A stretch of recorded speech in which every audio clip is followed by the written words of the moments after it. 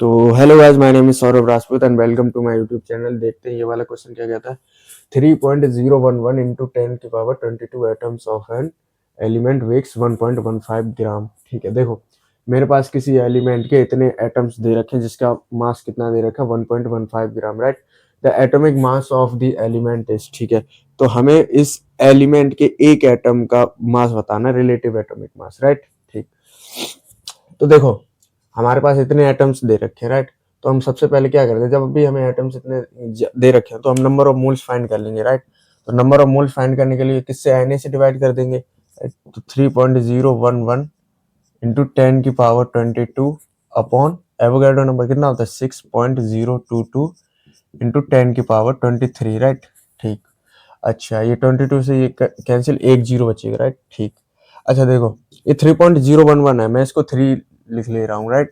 और 6.022 को मैं 6 लिख देता हूँ अपॉन 60, राइट। एक जीरो बचेगा, ये आ जाएगा 1/20, राइट। तो हमारे पास 1/20 मोल्स है, राइट।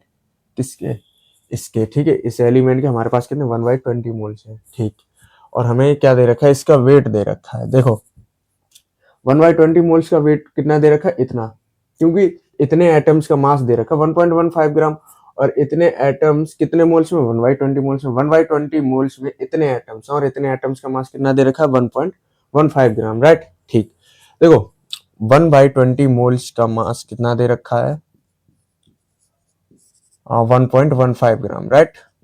ठीक, अच्छा एक का कितना हो जाएगा 1 मोल का, तो हमें क्या ग्राम एटॉमिक मास पता चल जाएगा 1.15 अपॉन 1/20। देखो यार ये चीज समझ में आई। देखो मैं एक एग्जांपल से समझा देता हूँ। जैसे मान लो 2 डजन, मान लो मेरे पास 2 डजन बनाना, राइट। केले के 2 डजन है मेरे पास, ठीक है। 2 डजन का मास मान लो कितना 80 है, तो एक डजन का कितना हो जाएगा 80/2, राइट। ये कितना हो जाएगा 40 किलो हो जाएगा ना, ठीक है, 40 kg। तो 1/20 का 1.15 ग्राम है, तो एक मोल का कितना हो जाएगा, ये डिवाइड में आ जाएगा, राइट। ठीक है, यहाँ से तो कर लेना कंपेयर। ठीक, तो देखो ये आ जाएगा, कितने आ जाएगा ये 1.15 अपॉन 1/20, ये आ जाएगा 1.15 मल्टीप्लाई बाई 20 अपॉन में 100।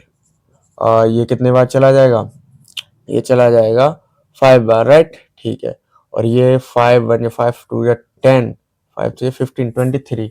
ठीक, तो 1 मोल का कितने आ गया 23 ग्राम। देखो 1 मोल का कितना मास आ गया 23 ग्राम, राइट। ठीक है, आपको पता है कि जो ग्राम एटॉमिक मास होता है वो रिलेटिव एटॉमिक मास के बराबर होता है, समझ में। जैसे कि कैल्शियम एटम है, ठीक है, 1 मोल मेरे पास कैल्शियम एटम्स है, तो उसका मास 40 ग्राम है, और वहीं मैं एक एटम ले लूं कैल्शियम का, तो उसका रिलेटिव एटॉमिक मास कितना हो जाएगा 40U, राइट। 140U किसके रिस्पेक्ट में, 1/12 कार्बन के रिस्पेक्ट में, राइट। 1/12 कार्बन C12 के रिस्पेक्ट में। ठीक, तो इसका कितना हो जाएगा 23 ग्राम, हमारा क्या आ गया ग्राम एटॉमिक मास, और 23 AMU क्या हो जाएगा रिलेटिव एटॉमिक मास। ठीक है, तो एक एटम का पूछा था, तो ऑप्शन किस कौन सा हो जाएगा, ठीक, इसका ऑप्शन डी करेक्ट हो जाएगा। तो इसका ऑप्शन डी ठीक।